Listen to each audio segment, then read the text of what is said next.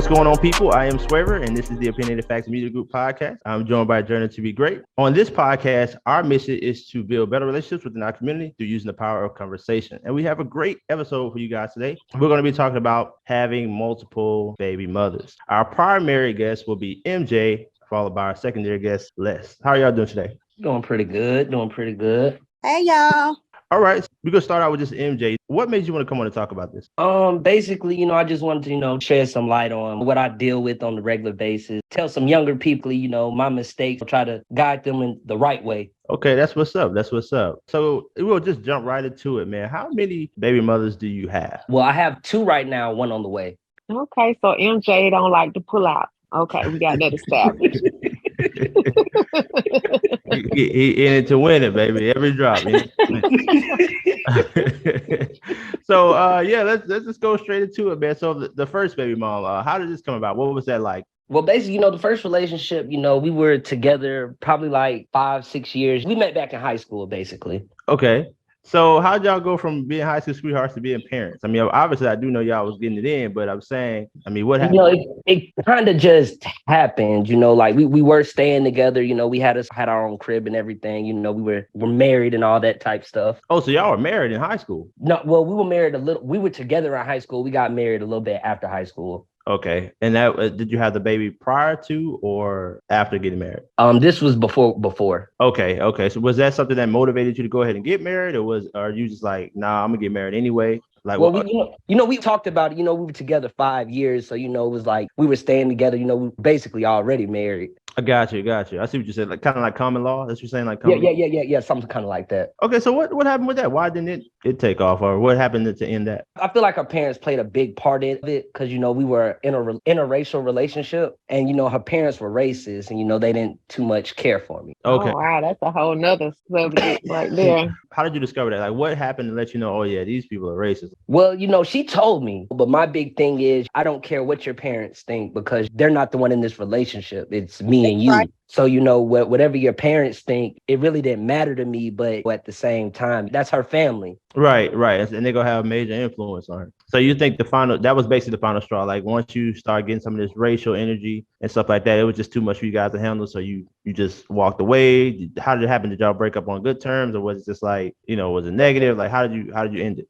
Well, it was. I'm not gonna lie. It was kind of. It was a rough breakup. Okay, I get that. We ain't gonna go too far into it, but okay, I understand. So now we have, and what you have is a little boy, little girl. Yeah, I have a little boy. Okay, so the little boy. All right, so now you back out here again, single again. Who song had that? Trina? Back in the street. Back in the street. So now we got one strike. So lead us into the second one. How did this happen? What went on with that one? Basically, I met her through a mutual friend. She had both seen that we were single, and she knew I was kind of out here looking for somebody. I'm not rushing anything, but she know I was out here looking. So I was introduced to her through another friend. Okay, so how'd y'all get to the baby? I know you was getting it in, but were y'all in a relationship or were y'all just? Oh no, we was it a situationship? No, we was in a relationship. Like I had moved her in. She had 2 other kids, so her and her kids had moved in with me, and I was doing for them. You be moving them in. Come on. Hey, look, check this out. I gotta know this though, man. So like, how was that? Like, because this is your first time taking in other kids, right? Yeah. This is my first time ever doing something like that. Okay, and then but at this time, y'all had already had your kid too, right? Well, I had, when you was talking about the little girl. No, I'm saying like, so you already had your second child with the second baby mom at this point, right? And so no, this was like before. This was okay. After. So, this was after. Okay, so you already had your previous child from the first baby mom, and then you just moved on to this next young lady, and she had 2 kids already. So y'all hadn't had y'all child together yet. No, we hadn't had our child. Okay. So how did this happen, man? Like, so now you done brought them on in, and where we at? What we doing now? Basically getting it in. This was, unexpected. it was unexpected because, we had both said that we wanted kids, but we just didn't want it right then. Don't get me wrong. I should have been using protection, but, I wasn't. It just feels better. Okay, because that was was going to about- be my question. Like, how is it unexpected? Like, are you having unprotected sex? And there's no birth control? It's a good possibility that a baby is gonna come up. Yeah. Like I don't get me wrong. We knew what we were doing, but we just wasn't trying to do it right then and there. But it happened. We'll get the call later. Hey, boy, hey, look, for all the guys out there listening and all the females out there listening, I need to know, do y'all like condoms or not? Do y'all like using protection or not? That's for the listeners, man. Y'all let us know in the comments. Are y'all using that protection? Oh, they ain't gonna do that though. They don't want nobody let y'all little nasties out there. But it's all good. It's all good. But yeah, it do feel better than my boy. I know. Man, you know. All right, so take us to the next point, man. So you brought him in. Take us to when you had your child with the second baby mom and how the breakdown happened with that. Like me and her, we have a very good relationship. Like, we have a very good relationship. But I felt like we didn't want the same thing in life. She wasn't working. Now, don't get me wrong. I did bring her in to my home and everything like that. But like, these kids, I treated them like they were my own, but it's like, you're not doing anything to help support these kids. Like, you just sitting at home all day. Okay. Go ahead, Liz. Can I ask a question? Mm-hmm. If she didn't have all of those things, prior to her moving in, then why move her in? Like, whenever she first moved in, it was good, but like, I had a very good paying job. Listen, I hope I didn't put you on the spot. The reason I asked No. The reason I asked that question was because now you probably like pay attention to everything.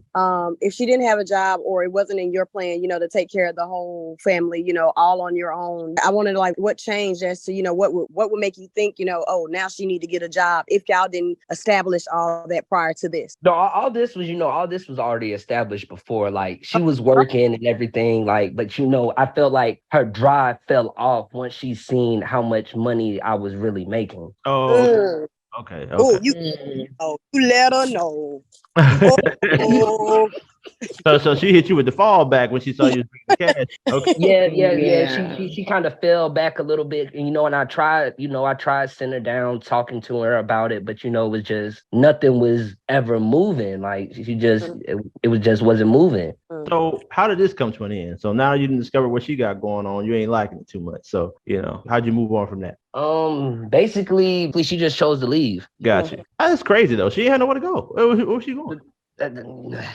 You know what? We gonna leave that. Leave that out. Leave that out. So let's go to the next one. All right. So she leaves and you back in the street. So let's go from there. So my current baby mother, this is the girl that I'm with now, actually met at a job. Mm-hmm. And I'm currently with her now. Good, okay. good. Okay. We're gonna have to say stop light, stop sign, and everything else. Speed bump right here.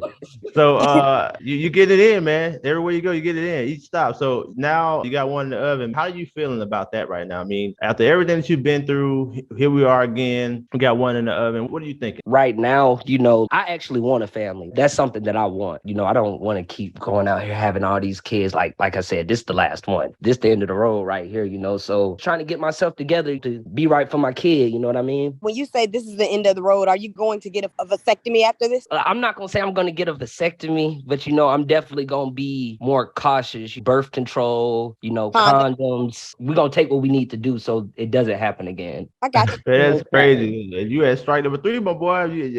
Yeah, but I have one child myself, and I can understand it's really tough. Sometimes it's really tough, and I can see now you got a lot of responsibility. And I wanted to ask you this question here too, because I'm sure the listeners want to know, what is it like having 2 children already out here and then one on the way? Like, how do you balance out the responsibility of seeing each of them adequately enough? My little boy, I get him often. He stays right down the street from me, so I see him on the regular. Okay. My little girl, she stays in Memphis. I call her, make sure I see her, send her money whenever she needs it and stuff like that. That's what's up. So making the attempt to do all you can. Oh yeah, because look, these kids didn't ask to be here. I didn't have a father in my life. That's not something I want my kids to ever have to go through. You can come to daddy right here. Are you able to visit your daughter? I seen her for the first time actually 2 months ago. Well, I was there whenever she was born, but the way that I work is kind of hard for me to see her how I want to, but I do FaceTime her on the regular.